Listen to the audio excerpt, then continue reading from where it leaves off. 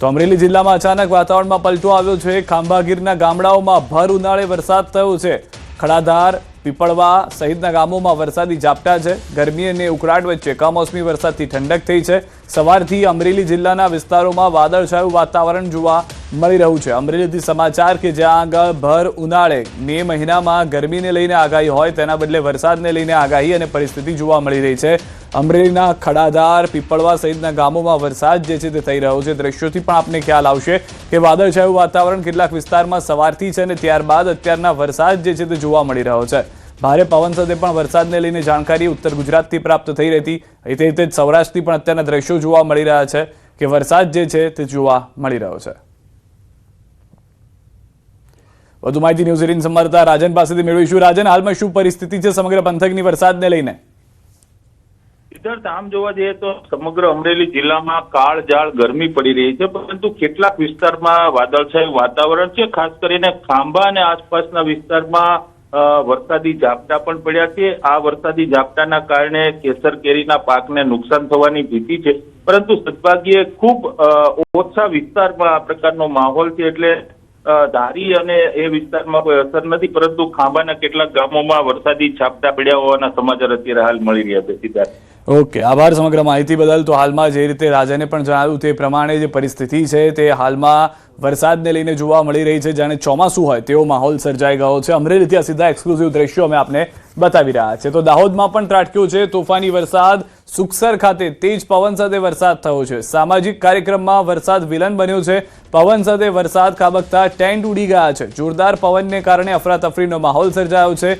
સમાજ દ્વારા કાર્યક્રમને કેન્સલ કરવામાં આવ્યો હોવાની પણ જાણકારી છે। જે રીતની પરિસ્થિતિ છે સ્વાભાવિક રીતે જ કેન્સલ કરવો પડે તેવી પરિસ્થિતિ હાલમાં જોવા મળી રહી છે કાર્યક્રમને, કારણ કે ભારે પવન સાથે વરસાદ થયો છે અને જેમાં સુખસર ખાતે તેજ પવનના કારણે જે દ્રશ્યો જોવા મળી રહ્યા છે તે મે મહિનામાં જોવા મળવા મુશ્કેલ છે। સામાન્ય રીતે ચોમાસામાં ભારે પવન પણ એટલો નથી આવતો, પરંતુ અત્યારના તો ભર ઉનાળે આ દ્રશ્યો જોવા દાહોદથી મળી રહ્યા છે। દાહોદમાં તોફાની વરસાદને કારણે મકાન ધરાશાયી થઈ ગયું છે। ફતેપુરા તાલુકાના લીમડિયામાં મકાન ધરાશાયી થયું છે। ફતેપુરા તાલુકાના વાતાવરણમાં વહેલી સવારે પલટો આવ્યો હતો। વીજળીના કડાકા અને પ્રચંડ પવન સાથે કમોસમી વરસાદ ખાબક્યો હતો। ભારે પવનને કારણે લીમડિયામાં એક મકાનનો ભાગ થયો છે ધરાશાયી। મકાન તૂટી પડતા અંદર રહેલા પરિવારમાં ફેલાયો છે ભયનો માહોલ। બપોરે ગરમીનો સામનો કરવા માટે મકાન તૈયાર હતું, પરંતુ જે વાતાવરણમાં બદલાવ આવ્યો, ભારે પવન સાથે જે વરસાદ આવ્યો તેમાં આખું મકાન જે છે તે ધ્વસ્ત થઈ ગયું છે। લોકો પણ ચિંતામાં આવી ગયા છે। વહેલી સવારથી વાતાવરણમાં જે પલટો આવ્યો હતો ત્યારબાદની આ પરિસ્થિતિ મકાનની દાહોદથી જોવા મળી રહી છે। તો ફતેપુરા તાલુકાના લીમડિયામાં મકાનની પરિસ્થિતિ જે છે ત્યારબાદ જાલોદમાં ભારે પવનથી પણ વીજપોલને અસર થઈ છે। જિલ્લામાં વહેલી સવારે ફૂંકાયો હતો ભારે પવન। અનેક વિસ્તારોમાં વીજપોલ અને ઝાડ ધરાશાયી થઈ ગયા છે। વીજપોલ તૂટતા વીજ પુરવઠો ખોરવાઈ ગયો છે। નીચાણવાળા વિસ્તારોમાં પાણી પણ ભરાઈ ગયા છે। MGVCL ટીમે સમારકામની કામગીરી શરૂ કરી હોવાની જાણકારી હાલમાં મળી રહી છે। તો દાહોદથી પણ વરસાદને લઈને જે પરિસ્થિતિ છે તે ખરાબ જોવા મળી રહી છે। સુરતમાં એસટી બસ ચાલકે વધુ એકનો જીવ લીધો છે। લસકાણામાં બસની અડફેટે BBAની વિદ્યાર્થીનીનું મોત થયું છે। પૂર ઝડપે દોડતી એસટી બસે મોપેડને અડફેટે લીધું હતું। બસની અડફેટે એક્ટિવા સવાર 20 વર્ષીય વિદ્યાર્થીનીનું મોત થયું છે। અકસ્માતમાં ગંભીર રીતે ઘાયલ યુવતીને હોસ્પિટલ ખસેડાઈ હતી। હોસ્પિટલમાં યુવતીએ ટૂંકી સારવાર દરમિયાન દમ તોડી દીધો છે। રત્ન કલાકારની દીકરીના મોતથી પરિવારમાં શોક છે। અકસ્માત સર્જી બસ ચાલક ઘટના સ્થળેથી ફરાર છે। સમગ્ર ઘટના સીસીટીવી કેમેરામાં પણ કેદ થઈ ગઈ છે। લસકાણા પોલીસે બસ ચાલકને પકડવા કાર્યવાહી આરંભી હોવાની પણ જાણકારી મળી રહી છે। જે દ્રશ્યો જોવા મળી રહ્યા છે, બસ ચાલક મોપેડ ચાલક યુવતીને ટક્કર મારે છે। વધુ માહિતી ન્યૂઝ 18 સંવાદદાતા કીર્તેશ પાસેથી મેળવીશું। કીર્તેશ, વારંવાર આવી ઘટનાઓ જોવા મળી રહી છે, ફરી એક વખત આ ઘટના થઈ છે, શું સમગ્ર ઘટનાને લઈને જાણકારી છે? બિલકુલ, સુરતના કામરેજથી સુરત શહેરમાં આવતા રસ્તામાં લસકાના પાસે શ્યામ મંદિર પાસે અકસ્માતની એક ઘટના બની હતી, જેમાં 20 વર્ષની એક રત્ન કલાકારની દીકરી નામે સ્વાતિ સોલંકી જે BBAની સ્ટુડન્ટ હતી, બસ ચાલકે આ વિદ્યાર્થીને અડફેટે લીધી હતી। તાત્કાલિક તેને સારવાર અર્થે હોસ્પિટલ ખાતે ખસેડવામાં આવ્યા હતા, જ્યાં ટૂંકી સારવાર બાદ તેનું મોત થયું છે કહી શકાય। સમગ્ર ઘટનાના CCTV હવે સામે આવ્યા છે. પોલીસે આ મામલે ગુનો દાખલ કરી બસના ડ્રાઈવરને પકડવા ચક્રો ગતિમાન કર્યા છે. પણ જે પ્રકારે આ રસ્તાઓ પર એસટી નિગમની આ બસ દોડતી હતી, છાસવાર અકસ્માત કરતી હોય છે, ત્યારે વધુ એક અકસ્માતમાં એક રત્ન કલાકાર પરિવારની 20 વર્ષીય દીકરીનું કરુણ મોત થયું છે. જી આભાર સમગ્ર માહિતી બદલ. તો હાલમાં એક 20 વર્ષીય યુવતીનું કરુણ મોતના સમાચાર મળી રહ્યા છે. બસ ચાલકને પકડવા માટે પોલીસે ચક્રો ગતિમાન કર્યા છે. જેતપુર એસટી ડેપોના એક સીસીટીવી વાયરલ થયા છે. જૂનાગઢ એસટી ડિવિઝન હેઠળના જેતપુર બસ સ્ટેન્ડમાં ફરજ બજાવતા એટીઆઈ દિલીપ હુદડની દાદાગીરી સ્પષ્ટ જોવા મળી છે. એક સામાન્ય મુસાફર સાથે ઉગ્ર બોલાચાલી બાદ અધિકારીએ કાયદો હાથમાં લઈ પહેલા તો મુસાફરને ઓફિસની બહાર માર માર્યો, ત્યારબાદ વાળ ઝાલી ઓફિસની અંદર તરફ ખેંચી લઈ જઈ ઉપરા છાપરી 4 લાફા ઝીક્યા. વિડીયો જોઈને એવું લાગે છે કે મુસાફર કરગરી રહ્યો છે કે તેને જવા દેવામાં આવે, પરંતુ એટીઆઈ દિલીપ હુદડ તો પોતાની વર્દીના નશામાં એટલા ચૂર છે કે મુસાફરને છોડવા તૈયાર જ નથી. અને છેલ્લે કદાચ તેમનો ગુસ્સો શાંત થાય છે અને મુસાફરને માર મારતા બંધ થાય છે. અહીં સવાલ એ છે કે જે અધિકારીઓ મુસાફરોની સુરક્ષા માટે છે તે રક્ષકથી ભક્ષક બની જાય તો જનતા કોની પાસે જશે? જાહેર સ્થળે બનેલી આ ઘટનાએ મુસાફરોમાં ભારે રોષ ફેલાવી દીધો છે. આ મુસાફરથી એવી તો શું ભૂલ થઈ કે અધિકારીઓએ પોતાનો પિત્તો ગુમાવ્યો હતો તે હજુ સ્પષ્ટ નથી થયું. પરંતુ આ રીતે મુસાફરને માર મારવો કેટલો યોગ્ય છે તે પણ એક મોટો સવાલ છે. લોકોને એ પણ પ્રશ્ન થઈ રહ્યો છે કે શું જૂનાગઢ ડિવિઝનના અધિકારીઓ પણ મામલે કડક કાર્યવાહી કરશે કે પછી આ ઘટનાને દબાવવાના કામે લાગી જશે? લોકોની મદદ માટે જેને રાખવામાં આવ્યા છે તે મદદ કરવાને બદલે તેને માર મારી રહ્યા છે. તો મુસાફરોને મારવાની સત્તા એટીઆઈને કોણે આપી છે એ મોટો સવાલ છે. શું સામાન્ય મુસાફર આ રીતે માર ખાઈ રહ્યા છે? મુસાફરોને માર મારવામાં આવે તેની સત્તા કોને આપી છે? આ લોકોને અધિકારી સામે શિક્ષાત્મક પગલાં ક્યારે લેવાશે? વધુ માહિતી ન્યૂઝ 18 સંવાદદાતા મુનાફ પાસેથી મેળવીશું. મુનાફ, સમગ્ર ઘટના શું ઘટી હતી? હાલમાં જે સીસીટીવી છે તેમાં પણ માર મારતા જોવા મળી રહ્યા છે.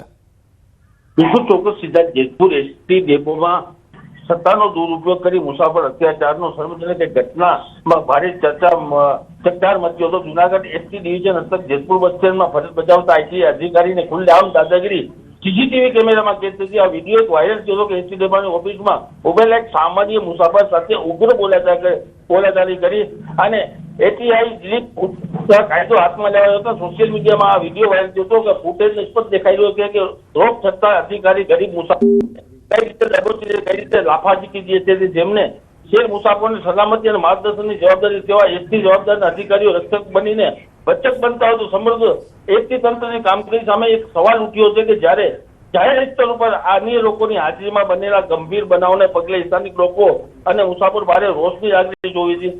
જૂનાગઢના ડિવિઝન ઉચ્ચ અધિકારીઓના વિડીયોનો ગંભીરતા નોંધ લઈ આવી અને બેફામ બનેલા એટીઆઈ દિલીપ હુડ્ડાને સામે તાત્કાલિક અસરથી સસ્પેન્ડ જેવા કડક કાર્યવાહી કરશે કે નહીં એક મોટો સવાલ છે.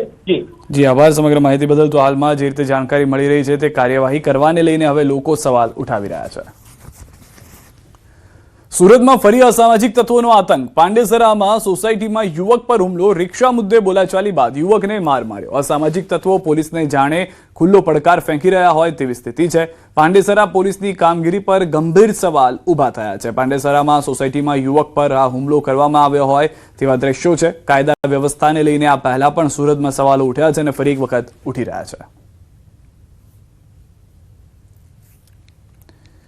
તો સુરત શહેરમાંથી ફરી એક વખત ચોરીની ઘટના પણ જોવા મળી છે. વેપારીઓમાં ફફડાટ ફેલાઈ ગયો છે. આ ચોરીની ઘટનાને લઈને ઉધના વિસ્તારમાં આવેલી એક ચાની દુકાનને નિશાન બનાવવામાં આવી હતી. અજાણ્યા ચોરે મધરાત્રે હાથ ફેરો કર્યો. ચોરીની ઘટના જે છે તે સીસીટીવીમાં કેદ થઈ ગઈ છે. રાત્રિના સુમસામ સમયે ચોરે દુકાનનું શટર થોડું ઊંચું કરી અંદર પ્રવેશ કર્યો. અંદર પ્રવેશ્યા બાદ ચોરે ગલ્લામાં રાખેલી રોકડ રકમ પર હાથ સાફ કર્યો. પ્રાથમિક અંદાજ મુજબ ચોર લગભગ ₹20,000 થી વધુની રોકડ લઈ ફરાર થઈ ગયો છે. આ સમગ્ર ઘટના દુકાનમાં લાગેલા સીસીટીવી કેમેરામાં પણ કેદ થઈ છે. વાયરલ થઈ રહેલા વિડીયોમાં ચોર શાંતિથી દુકાનમાં પ્રવેશતો અને ગલ્લામાંથી પૈસા કાઢતો નજરે પડે છે. ચોરની હરકતો જો એવું લાગી રહ્યું છે કે તેને આસપાસના વિસ્તારમાં સારી જાણકારી હોઈ શકે છે. આ ઘટનાના પગલે સ્થાનિક વેપારીઓમાં ભયનો માહોલ ઊભો થયો છે. તો વાવ-થરાદના દિયોદર તાલુકાના ભેસાણા ગામમાં એક ચોંકાવનારી અને શરમજનક ઘટના સામે આવી છે. એક વૃદ્ધ પર પશુ સાથે દુષ્કૃત્ય કરવાનો ગંભીર આક્ષેપ છે તે લાગ્યો છે, જેના વિડીયો સોશિયલ મીડિયામાં વાયરલ થતા સમગ્ર વિસ્તારમાં હડકંપ મચી ગયો છે. લગભગ 20 દિવસ પહેલા બનેલી આ ઘટનાનો વિડીયો વાયરલ થયો છે, જેમાં વૃદ્ધની વિકૃત હરકત કેદ થઈ હતી. વિડીયો વાયરલ થતા ગૌરક્ષકોમાં ભારે રોષ ફાટી નીકળ્યો. ફરિયાદ મળતા દિયોદર પોલીસે મુખ્ય આરોપી અને વિડીયો ઉતારનારની ધરપકડ કરી છે. બંનેને જેલમાં મોકલી દીધા છે. હાલ સમગ્ર મામલે પોલીસે વધુ તપાસ શરૂ કરી છે. આરોપીને પૂછપરછ કરતા તેમને સઘળી હકીકત જણાવી. એ મુજબ તારીખ 2/4/2026 રોજ એમના ઘરે લીમડાના ઝાડ નીચે એક 2 વર્ષની નાની ગાય એમની સાથે એમને અશ્લીલ કૃત્ય કરેલું હતું તેવું એ જણાવે છે. તપાસનો વિષય છે અને એ તપાસ ચાલુ છે. આ તરફ મહેસાણા બાયપાસ હાઈવે પરનો રેલવે બ્રિજ બન્યો છે જોખમી. વિરમગામ રેલવે લાઇન પરનો બ્રિજ ડેમેજ થઈ ગયો હોવાના દ્રશ્યો સામે આવ્યા છે. ઓવરબ્રિજમાં મોટા ગાબડા પડી ગયા છે, જેના કારણે ઓવરબ્રિજમાં સળિયા દેખાવા લાગ્યા છે. બહાર નીકળેલા લોખંડના સળિયા જોખમરૂપ. લોખંડના સળિયા બહાર નીકળતા મોટી દુર્ઘટના કે અકસ્માત સર્જાઈ શકે છે. દ્રશ્યોમાં પણ જોવા મળી રહ્યું છે કે જે પરિસ્થિતિ છે તે ખૂબ જ ખરાબ છે, કારણ કે અહીંથી વાહન ચાલક કોઈ પણ હોય, દ્વિચક્રી વાહન ચાલક હોય કે 4 વ્હીલર લઈને જનાર વ્યક્તિ હોય, એ જે સળિયા બહાર નીકળી ગયા છે તેના કારણે પણ તેઓના જીવ ઉપર જોખમ છે. કારણ કે જ્યારે પણ સામાન્ય રીતે કોઈ પણ વાહન બ્રિજ પરથી પસાર થતું હોય, ઝડપના કારણે દેખાય પણ નહીં સળિયો અને તેના કારણે પણ નુકસાન થઈ શકે છે. અને બ્રિજની જે પરિસ્થિતિ છે તે બદથી બદતર જોવા મળી રહી છે. અમદાવાદથી સમાચાર. લાંબાના ગ્યાસપુરમાં ડિમોલિશન ગેરકાયદે ચાલતા વોશિંગ યુનિટ દૂર કરાયા છે. 19 વોશિંગ યુનિટ એએમસી દ્વારા દૂર કરાયા છે.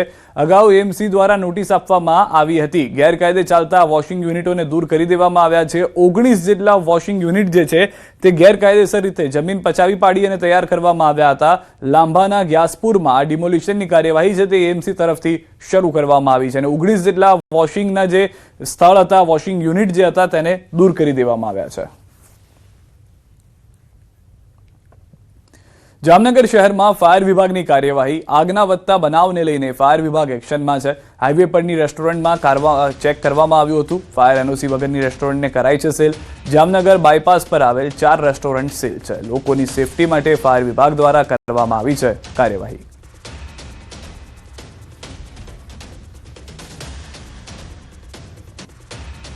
જામનગર વિસ્તારમાં અલગ અલગ એરિયાઓમાં જે પણ ફાયર એનઓસી અથવા બીયુ પરમિશન અથવા તો ફાયર સેફ્ટીના ઉલ્લંઘન કરતા રેસ્ટોરન્ટ, ધાબા અથવા પણ જે પણ પ્રકારના યુનિટ છે તેના માટે ફાયર શાખા, ટાઉન પ્લાનિંગ શાખા અને એસ્ટેટ શાખા દ્વારા સંયુક્ત ઉપક્રમે એક મુહિમ ચલાવવામાં આવી રહી છે. જે અત્યારે ઉનાળાના સમય દરમિયાન આગના બનાવો વધારે બનતા હોય તો એની આગમચેતીના ભાગરૂપે અત્યારે હાલમાં આ બધી જગ્યાએ આ રીતના ચેકિંગો